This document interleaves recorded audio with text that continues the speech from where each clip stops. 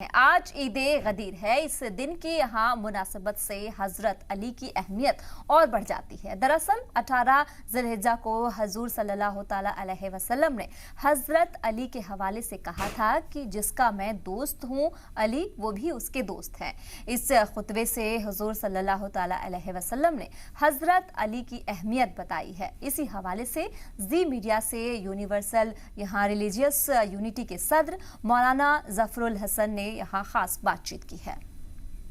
ناظرین، آج چونکہ 18 ذی الحجہ ہے اور آج ہی کے دن حضرت محمد مصطفیٰ صلی اللہ علیہ وآلہ وسلم جب آخری حج سے واپس آ رہے تھے تو مکے کی وادی میں ایک جگہ ہے جس کا نام تھا غدیر۔ وہاں پر حکم ہوا کہ 1.25 لاکھ حاجیوں کو روکا جائے اور روک کر کے ہمارے سرکار نے پالان شتر کا ایک ممبر بنایا اور ممبر پر خود گئے اور خطبہ ارشاد فرمایا کہ اے لوگو، اے نمازیوں اور اے حاجیوں، میں تم سب کے لیے ایک امن کا پیغام، ایک شانتی کا میسج اور ایک دین لایا اور اس دین کو میں تمہارے حوالے کر کے جا رہا ہوں۔ انی تارکم فیکم الثقلین کتاب اللہ و عطرتی و اہل بیتی۔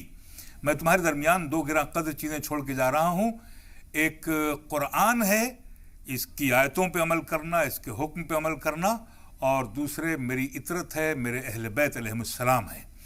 اور اس کے بعد اس ممبر پر آپ نے فوراً بلا فاصلہ حضرت علی علیہ السلام کو بلایا اور یہ کہا کہ من کنت مولا ہو فہذا علی مولا، میں جس کا مولا ہوں اس کے یہ علی مولا ہیں۔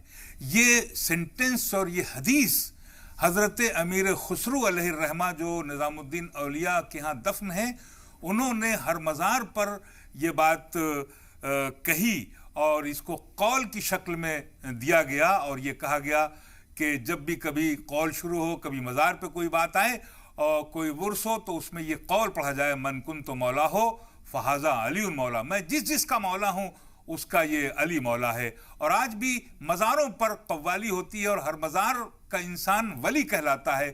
ولی اس لیے ہے کہ اس نے زندگی بھر علی علی کہا ہے، اور مزار کو شریف اس لیے کہا جاتا ہے کہ اس کا تعلق نجف اشرف سے ہے۔